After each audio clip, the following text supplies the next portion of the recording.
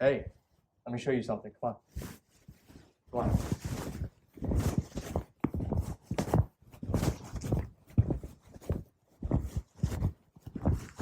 Here, have a look at this. Right here.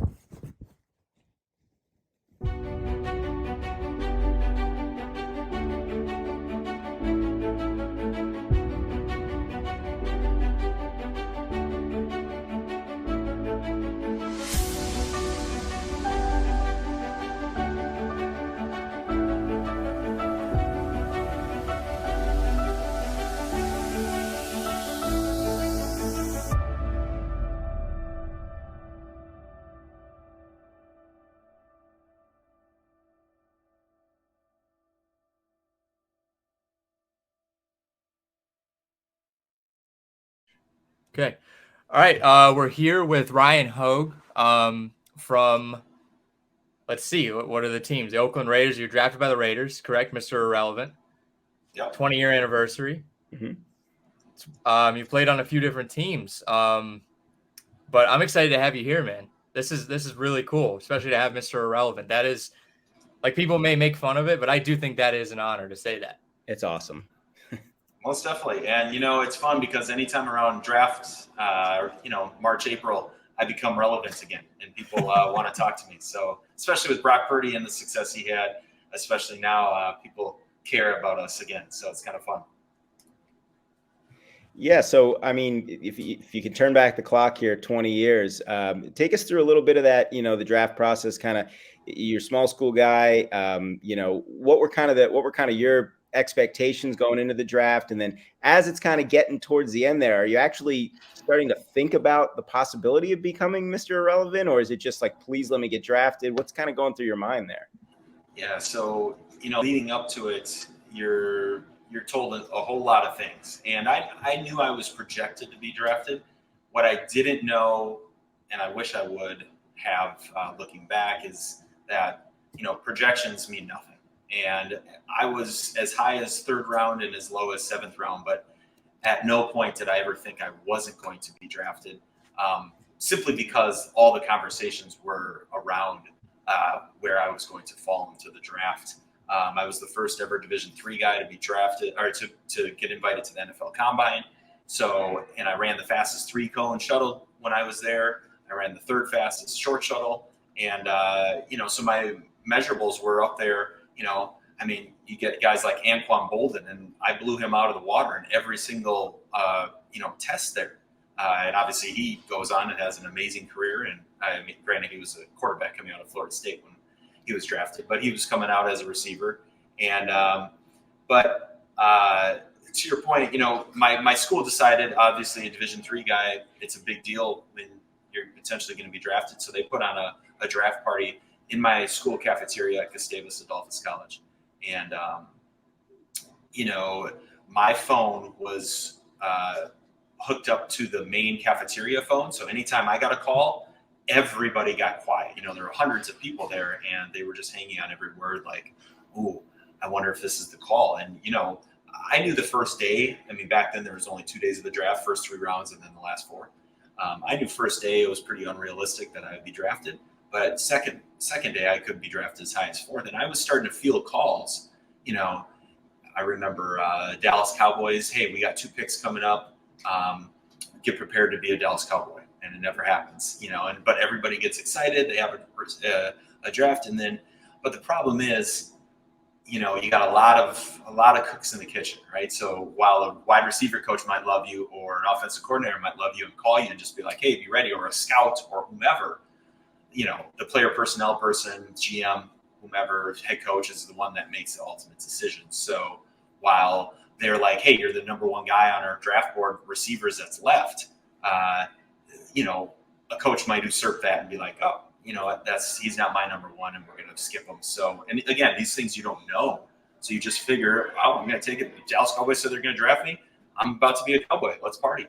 And then you keep falling, and then 6th round and 7th round. Now you're like 7 hours into the day, and you feel terrible for all 200 of these people that have been sitting there cheering you on, with bated breath. And I had never heard of Mr. Irrelevant they cut to ESPN cut to commercial break, and my buddy, one of my best friends who was our running back, he's like, "Hey, this is maybe you're going to be Mr. Irrelevant." I had no idea, and he explained about it to me. But he told me I was going to get $1 million to be Mr. Irrelevant, which never happened, unfortunately. But when the call came, it was pretty much ecstasy. I ended up hanging up on Bill Callahan, the head coach, because I was so excited. Right. Yeah. And so the Raiders at that time, of course, were the defending AFC champions. So that's got to be, exciting. Like, hey, I'm going to go to training camp they had Tim Brown and Jerry Rice. And we stumbled across a photo of you with Tim Brown, and we can get to that later. Sure. You know which one we're talking. Yeah, that's rough photo. Rookie hazing at its finest. Yeah. Rich Gannon, who was from Minnesota. So we had that Minnesota connection. He was the reigning MVP. And, yeah, I mean, Charles Woodson, Rod Woodson. I mean, I played with a number of Hall of Famers. Trace Armstrong, really, really special time. Not a very special team to play for in terms of how long it lasted or my experience there. But the players that I interacted with was truly exceptional. So after you get that call, they're like, "Hey, we're going to take you. You're going to be Mr. Irrelevant." What happens directly after that? Do you get a call from your agent saying, "Okay, they're definitely taking you this time, and maybe we have to go sign a contract out in Oakland"? What happens right after? So you get a phone call, and the lady was like, "Can you hold for Coach Callahan?" Right? And I was like, "Of course I can." And he was like, "How do you want to be Mr. Irrelevant?" I was like, "I am." And then I hung up because, again, I was so excited and everybody went wild and this and that. After that, really the people that are calling you are the Mr. Irrelevant folks, and who are the most amazing and generous, wonderful people. And I can talk about them for days.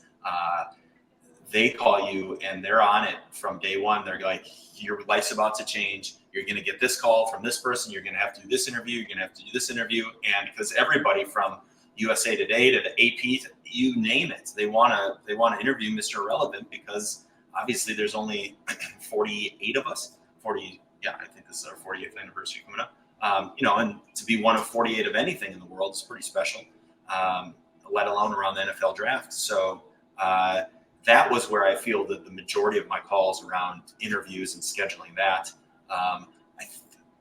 My agent was in charge of like, "Okay, hey, rookie minicamp's going to be now," and I was still in school, obviously, and I was graduating. I had to get special permission, and begrudgingly, like Oakland didn't even want to fly me back for my graduation date, which tells you about what they're all about. But, I had to ask for special permission to like miss one OTA or something so I could walk in my ceremony. But that's really what it was all about. It was about, gearing up and figuring out, okay, when's rookie mini camp? It's coming up in a couple weeks. You don't worry about the contract. Your agent does all that. And just try to immerse yourself into, okay, this is the team, this is what it's going to look like. And, I was all set to sign with the Houston Texans because they had guaranteed me a pretty nice signing bonus, and then also guaranteed me to be on the practice squad at worst. And so I was just like, I knew I was going to be a project coming in from Division III and not having a football background. So I said, "You know what, hey, practice squad sounds great. I'll learn under Andre Johnson and those guys." And so I was set to be with them, and then you get to handpick who right, because a number of teams want to sign you as their undrafted free agent, and but that's who I had decided on, and then last second, go to Oakland.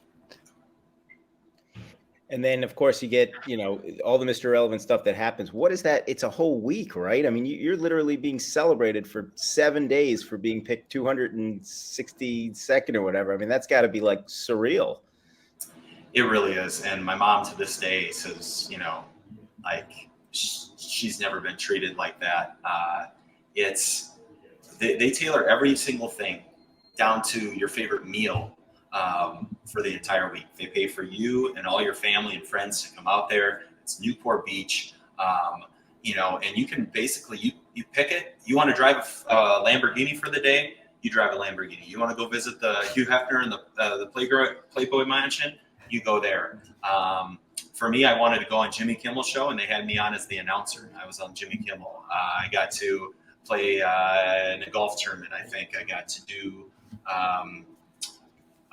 you can learn how they teach you how to surf. You do a beer can regatta sailboat race. I had they knew I was single, so I had a Miss Irrelevant competition at this bar with all these smoke shows in Huntington Beach, vying to win a date with me.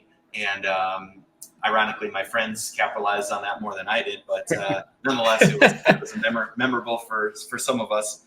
And so and then they, the first day you're there, they shower you with gifts. Every single team from the NFL provides a gift. Everything from, I have a game-worn signed Steve McNair jersey, a Randy Moss number 18 Randy Moss Vikings jersey signed, to helmets from teams and this and that. It's really, really cool gifts. They give you like a Tag Heuer watch, just a number of really, really awesome gifts. And they treat you like whatever you want. They are amazing. And Melanie Fitch, Paul Salato was the one that came up with it. He was a guy that played in the NFL years ago. He just recently passed, but his daughter, Melanie Fitch, has taken over, and she's done an amazing job. They invite me back every year. If I come out there, they put me up in Newport Beach in a beach house and let me ride the coattails for the week. And trust me, I've done it probably 4 times. I've been out there since I've been drafted, and I know that we're going to have a big soiree for our 50th. So. Wow. So, I mean, the moral of the story here, kids, is don't try to get drafted first. Try to get drafted last. Sounds like don't be too good at anything. But it's funny you say that, because they say that unless you're first-round draft pick, like really, as far as notoriety, like Mr. Relevant, 7th round is that last pick. And Mr. Relevant sends out to the, in my case, it was the 261st pick.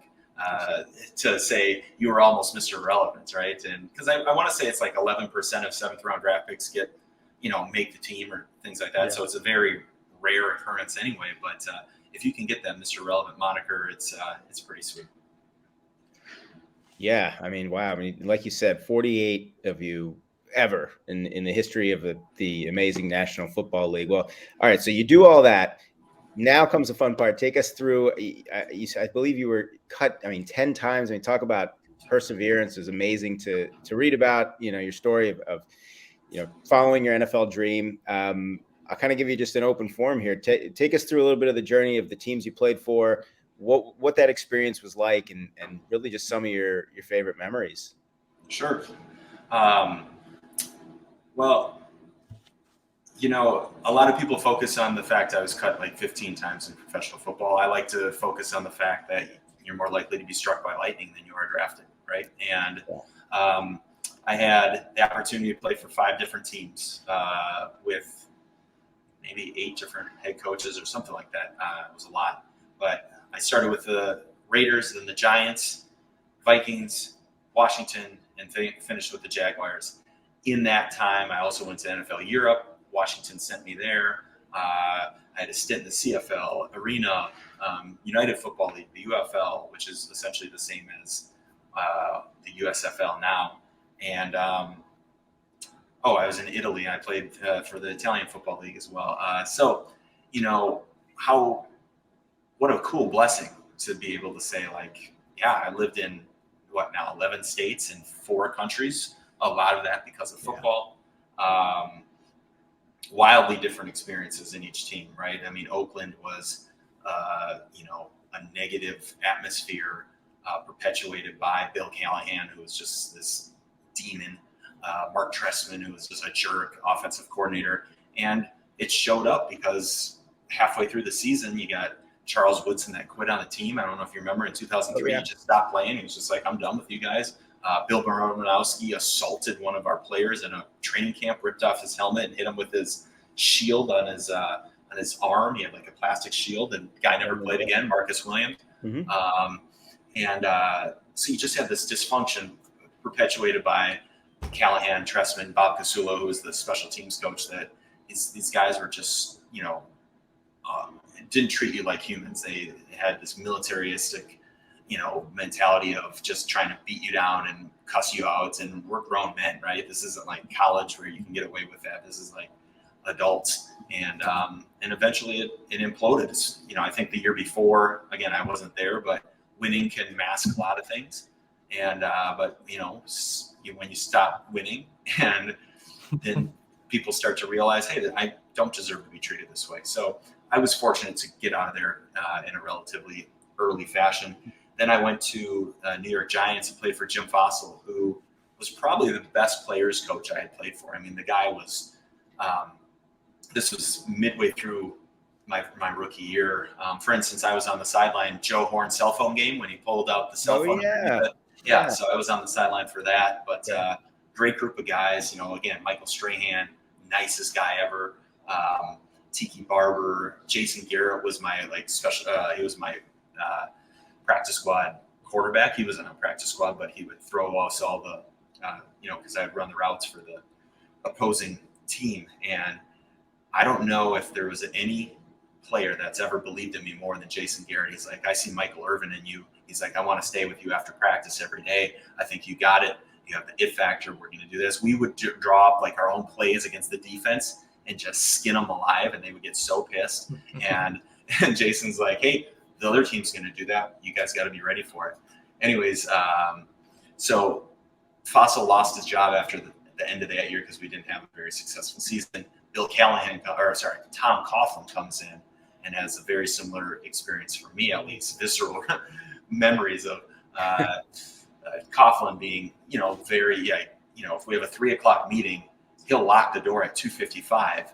And if you miss a meeting, you get fined tens of thousands of dollars, right? So if you're not there 5 minutes early, which for a 3:00 meeting, it's, you know, there's some gray area in there. Like, hey, I showed up at 2:56, the door's locked, and now you're not letting me in. What the heck? And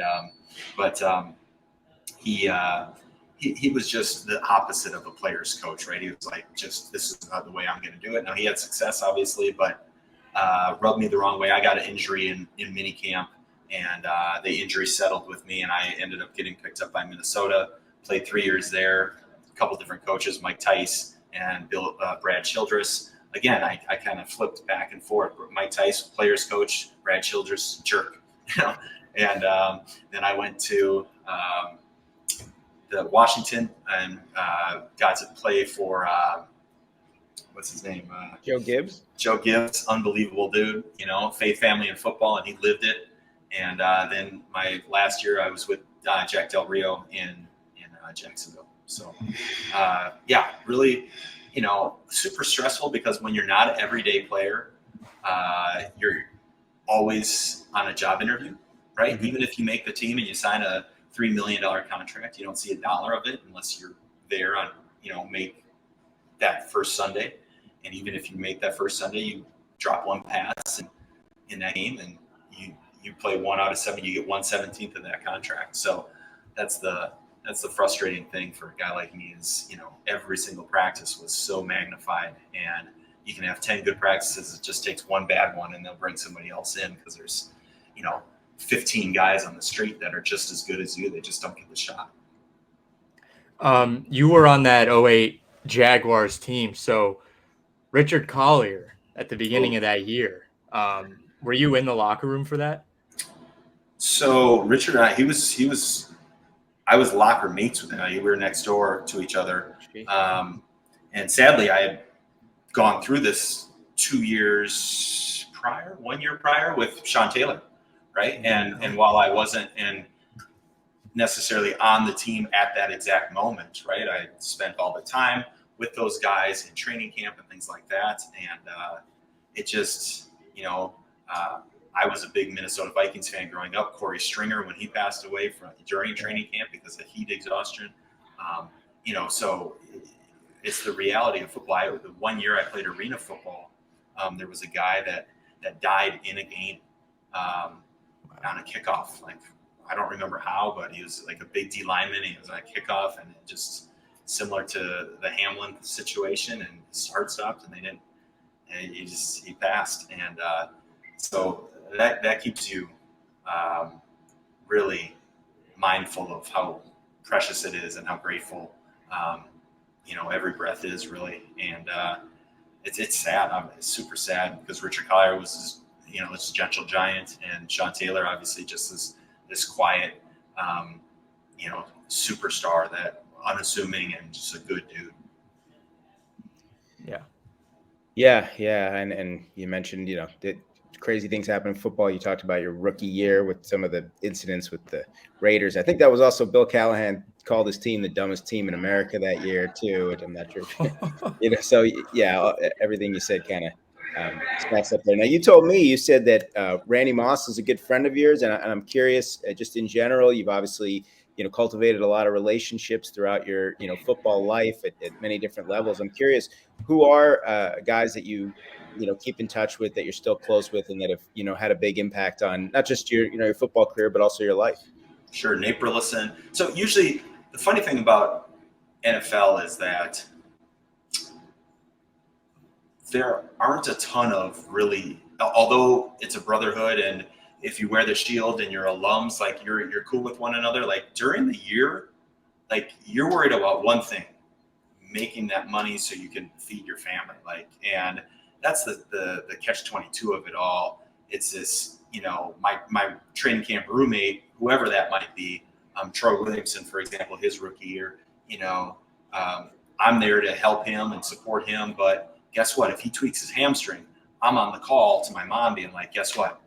My competition just tweaked his hammy. I'm going to get the opportunity to start this week in the preseason game or whatever. And, so that's a little bit of a frustrating thing. And you don't really see a lot of true deep connections friendship wise, unless it's within that position group. That's where you'll see it. You very rarely see offense and defense hanging together, and very rarely, like as an offense, like in college, you'll just go out, oh, we're going to go get some team bonding. You don't see that in NFL because, this is your job. But I will say probably the teams that were the closest oftentimes had the most success, Vikings and their receiver group led by Moss and Burleson. Those guys were unbelievable. Nate Burleson today, anytime I need something, he will answer my call and he'll have me out. He's the one that got me interested in broadcasting, and he had me out at the NFL Network before he made it really, really big. He had me out there and introduced me to everybody, told me about the NFL broadcast boot camp that they do.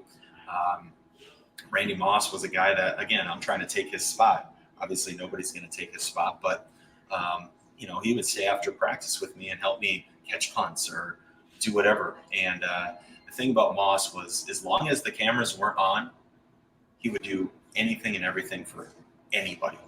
As soon as those cameras on, he almost played to the villain role that the media portrayed him, and just as a middle finger to the media, just to be like, screw you guys, if this is how you want to paint me, fine. My true friends know what I'm like. I mean, he's the guy that's going to take a 3-year-old around and meet every single favorite player on the team, as long as people don't see that nationally.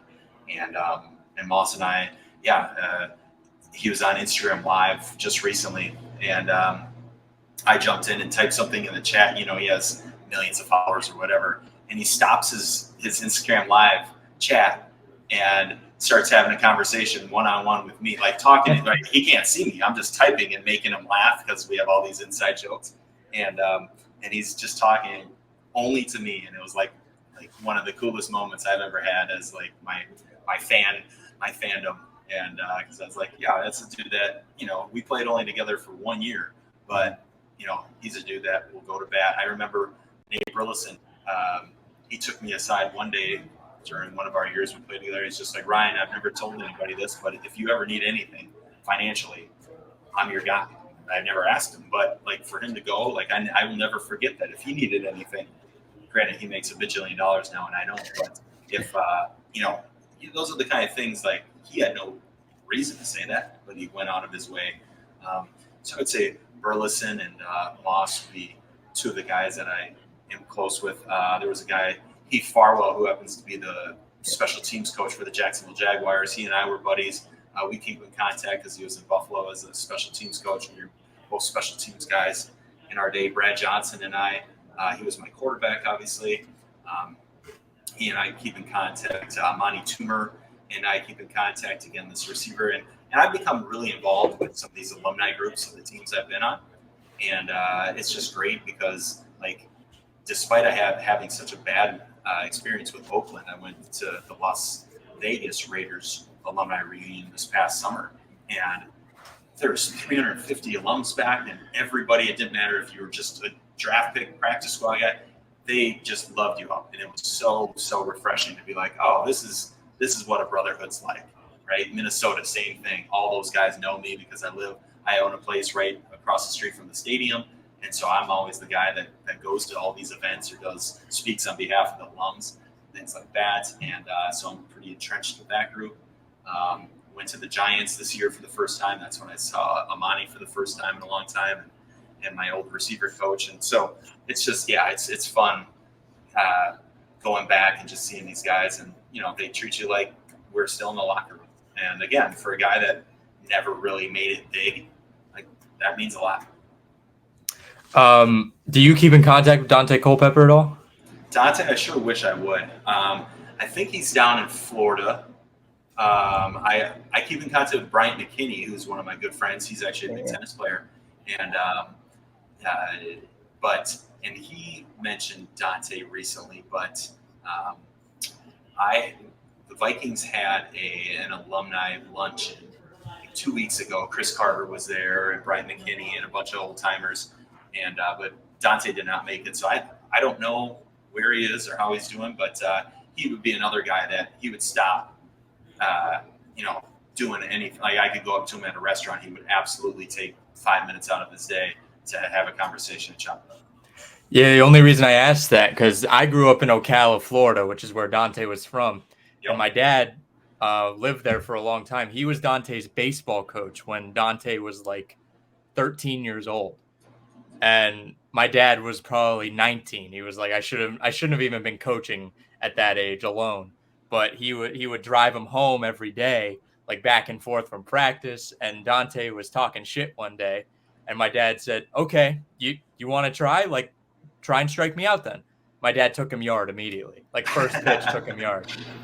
Oh, I've always been like curious if there's anybody that knows him, if I can get them in contact again, just to see each other one more time, because that's very. I mean, I think Dante had one of the more interesting careers as well. He had a very hot start. He took UCF to basically what it is now. Like, I think he really jump-started their football program, which we all know, the United States football will build your college more than anything.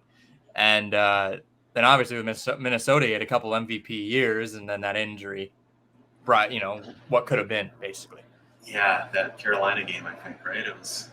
Yeah, I was there. I was actually there as a fan in that game, and I remember just him being helped off the field, and his career wasn't quite the same after that. And that actually brings me to another question I had. You mentioned, Ryan, that you were on the sideline, like for the Joe Horn game. Now, if you're practice squad, or you're not, you are at the games, you're watching, even if you're not dressed for the games, right? So it depends on the team.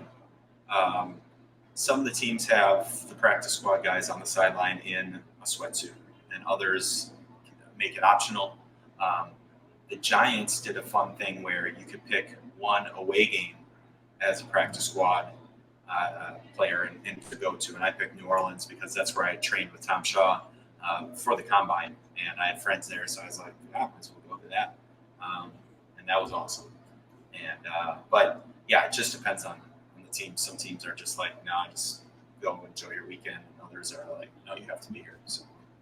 Were the Vikings? Were you on the sideline for any of their games, or is it?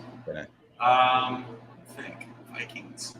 I think so. I was active for 3 games, so I was obviously there. I'm trying to remember. I didn't go to any away games with Minnesota, or at least any away games as a practice squatter. It's a great. I think it was optional for Minnesota, if I'm remembering right. I think it was optional. So cool. So you have this great journey in the NFL. You play professionally. You also, of course, had some reality television exposure. I'd be remiss if I didn't bring that up. And I'm curious if, what that experience was like. And then also kind of if that kind of helped, influence what you were going to do after your career? I know obviously you coach, you're great tennis. I know I can attest that you're a great ping pong player. I get to see it firsthand. So yeah, take me through a little bit of the reality TV stint, and then kind of how you sort of decided to transition to your post playing career.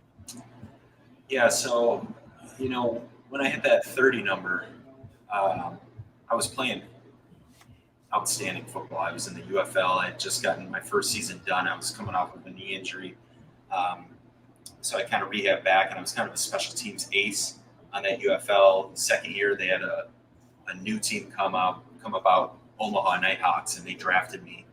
And I was kind of known for my special teams, but I worked my way in minicamp and training camp to like being one of the starting receivers.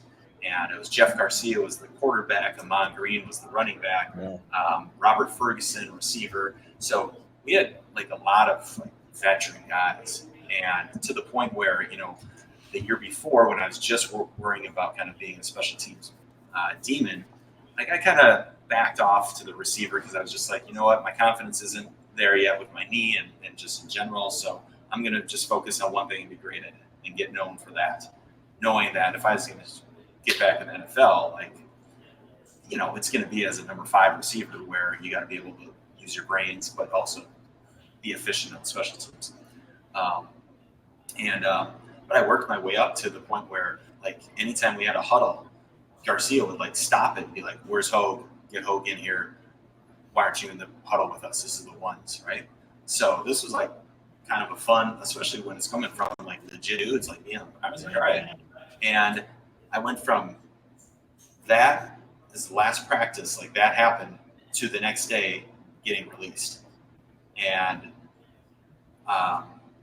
Jeff Jagosinski. Do you remember that name? He was Boston College coach, I think, at one point. Yep. Anyways, he was our head coach, and it was one of those conversations that it was like, Ryan, we went back and forth for 3 hours about what to do with you, and we ended up deciding to release you. We're going to try bringing this guy that just got cut in the NFL and see what he can do. And I looked at him and I was like, Coach, I've been told that my whole career.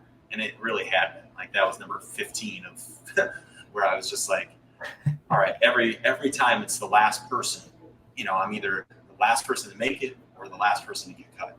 And I was playing so well. And it just got to that point where I was just like, and for him to say that, like literally going from the ones to that, I just looked at him and I just knew. I was like, I can't, like, I got my educator license. Like, I'm going to go be a teacher. I'm excited for that. Like, why I can't go another off season and just hope that I, sign up with another team. Like, I can't. And I just looked at him and I said, I think I'm done. And I walked away.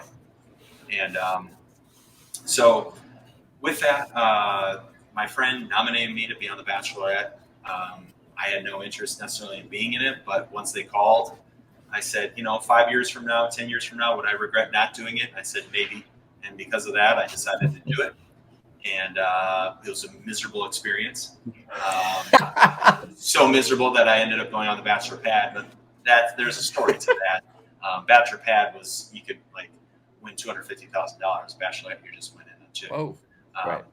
And so, yeah. And for better or for worse, like that notoriety has been pretty positive, similar to Mr. Irrelevant, right? Like, people might hate on it, but they low-key will want to be you, right? Yes, I mean, kind of like Bachelorette, they're like, you only got one rose. And at the end of the day, they're like, yeah, guess what? 1 billion people have applied and didn't get it. Yeah. So we didn't get any roses, by the way, me or Alex. So. No, we've never gotten them. Yeah, not that I know of. So that's what happened with that. And tennis was my best sport growing up. And I love the fact that in tennis, especially as a high school coach, you can really have an impact on the outcome of a match because you're coaching everything, offense, defense, as opposed to, as a head football coach, you're a facilitator and you have so many coaches under you.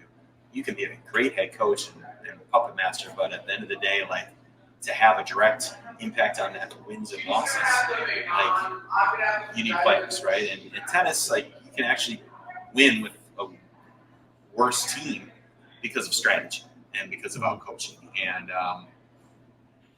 and you're dealing with 12 players instead of 112. And so all these things, is part of the reason I went into tennis. So what do you think has changed about the game now compared to when you were in it? From what you've seen, at least. I'm not sure how much of your finger is on the pulse with the NFL right now. Yeah. I mean, the first and foremost, the way I bet you I could have played for 12 or more years in the current NFL, simply because back when I played, you only had a 2-year max for practice squad, and it was a 5-player practice squad of 2 years max, which again, I don't understand why. Thank goodness they changed it. But now you can have unlimited years of practice squad. And I mean, for a player like me, a player that was always dependable, could play all the positions, could hold if somebody needed an extra holder, right? It just all these things that I learned to do. I could kick, like any of those things that they just needed somebody. Like it would make sense to have me as a good veteran leader to be like, hey, quit being a knucklehead, or hey, let's room together on weight trips so you don't sneak out, or whatever. And again, those cerebral veterans that you just need as your number 5 or 6 receiver. Like I would be the perfect person to have on a team, even if I'm year 9 and I'm never going to play as a starter. Like back then it was so hard because there was only 5 as opposed to what now it's like a 15-person practice squad or something ridiculous. Yeah. And so I think that's number 1, the biggest thing that I see. Number 2, just the ease of training camp, right? We used to have 3-a-days, and I didn't even play that long ago.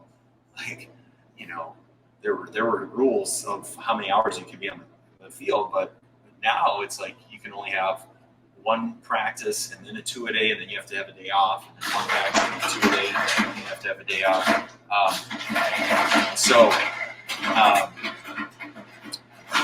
I think those are big differences for sure, and again that's just ease on your body, right? My knees right now, like my left knee still to this day like hurts because of the constant pounding. And again, when you're a receiver trying to make it, like that's all you do is you're running your routes, and then you're running the other team's routes, and then you're running your routes, and then you're running and then while everybody rests during special teams, that's your time. You have to go full speed. And so there was really no break for me. So I would say those are the 2 biggest things that I see in terms of differences. And now it's a much more wide open offensive game, right? It was more of a pro system, like 2 backs, a tight end, 2 receiver kind of thing. Now it's spread and mobile quarterbacks and scramble drills, and and it's a receiver's dream in the sense that, you're going to get the ball at any moment. But for a guy like me that like to get in the trenches and be in the slot and block a linebacker or, just catch option routes, there's not as much drop back and just wait for the receiver to make a move unless you're playing with Tom Brady. Now it's just all kind of fluid. I just have one more, and I don't know if Michael, you'll have anything else. We'll wrap up here shortly, and I get to run, Ryan. So, but give me any cool experience about playing in Europe or playing, in the Italian football league, and maybe how it's different, just football over there is compared to here. So the Italian football league was, I was in my mid-30s, and I got the chance to go over there and model, and with a big agency, which was awesome. And then I also was playing football. And football should be in quotes because it's, most Division III teams would crush their professional football teams right there. So I will say Germany is the one country that has like pretty legit pro football. And when I say legit, I mean we're talking, maybe Division II level, maybe. But Wow. so Italy, like I had one scrimmage with the team. I think I went 7 for 240 and 4 touchdowns or something like that. Right, as a 35-year-old, that was just whatever. Yeah, they practice like twice a week. I mean it's that kind of thing, right? So it's more like a men's league than a professional football team. But and those guys but people come and pay to see them, right? It's not, they have a Italian national Super Bowl, and it's on TV, and so they get 20,000 people that go to that or whatever. Wow. I would say that NFL Europe obviously was different. I played in the last NFL Europe season. I made the last ever catch for the Berlin Thunder. If you can pull up Berlin Thunder's last play of the game, Hail Mary, we're down by 5. And it's like Lynn Swan bounces off my knee, my toe, and I catch it. I get up, dive in, touchdown. They call me down at the 1-inch line. And I mean, we lost because of it, but it was one of the most memorable. It was the best catch I've ever had by far. It was pretty amazing. Do you remember Antonio Freeman versus Minnesota Monday Night Football overtime? It was better than that catch. He's on his back, right? And the ball bounces. He didn't run. Al Michaels says he did what? And he gets up. Exactly. Yeah. It was It was very similar to that. I'll try to send you a clip of it. Yeah, we nothing comes up on YouTube, so you're gonna have to get that over here. We can plug that in here when we air this thing. So that would be really cool. So the problem with NFL Europe was I got hurt the first game, and my first ever play in the NFL Europe, I block a punt, play a few more plays below my calf, my tendinous junction of where my calf meets my Achilles, a second-degree rupture. Had to go to Birmingham, Alabama, with the famous doctor there in Alabama, Dr. James Andrews, right? James Andrews, yep.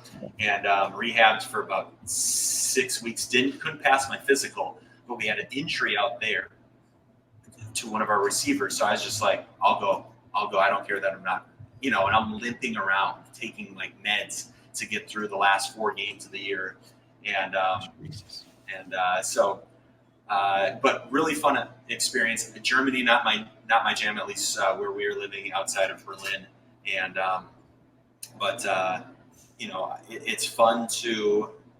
I think every person should live outside the United States, just because everybody needs a different lens of how Americans are viewed and what it's like to live with different policies and government systems and things like that. I think it was fascinating, and it really encouraged me to this day to travel and try to see as much as I can. Yeah, I don't know if mine counts. I lived in Canada, so that's another continent's probably the better way to go. We've taken them over at this point. It's just North United States. That's all they are. Yeah. And the forest. I mean, man, this has been awesome, Ryan. I want to thank you so much. Is there anything, by the way, that you might want to plug or promote on here that we can help, a cause, or anything you just want to get out there? Or if not, that's fine too. But we would offer. Happy to do that. No, I will say there was one thing. Since my first year, I ended the year with the New York Giants. Mm-hmm. I pitched it to the Irrelevant committee, because usually they're the ones that announce the last draft pick, and they allowed me to crown my successor. It was Andre Somerset from Colorado State, but I got to go up NFL draft. I was there. Eli Manning was the first pick. He went to the Giants with us, or ended up getting traded from the Chargers, whatever. But so I was there at the draft, sitting there. They had me go up, and I got to announce Mr. Irrelevant to my successor, and it was. He was kind of nervous because you don't want to screw it up, right? You're just shaking as you're holding this business card, but I got it done, and that's one of those things I'll never forget. So, now, is that a tradition now that each prior Mr. Irrelevant announces the? I'm the only one that's ever done it. Ah, okay. Yeah. One in a million, huh? I don't know that. I will say this. Ever since then, they do a number of alumni coming back. Remember Pat McAfee or whatever? He did it. You know, that's Yeah. kind of what jump started his career, because people were like, this dude's funny. And so I don't know if I was the genesis of that, but it certainly has picked up to be more creative since then. Luckily, you got a name that you could pronounce, right? Sometimes you get these crazy names that are easy to stumble over. So, Giannis. Yeah, I'd be like, what? Yeah, glad that one worked out. Hey, really want to thank you for coming on, man. This is really cool. A 20-year anniversary of being Mr. Irrelevant. We'll see who gets the honor here in 2023. But really want to thank you for your time, man. It was great having you on. Yeah, I want to thank you too, man. It's awesome to have you. We love having just athletes. I think athletes are some of the most interesting people in the world. You guys get to do what, like, a lot of kids, you get to play a game for a living. That is awesome. I think everybody would love that. So thank you for coming on. What's the specific day for your anniversary? Oh, don't know. April 20 something. I don't know the exact date.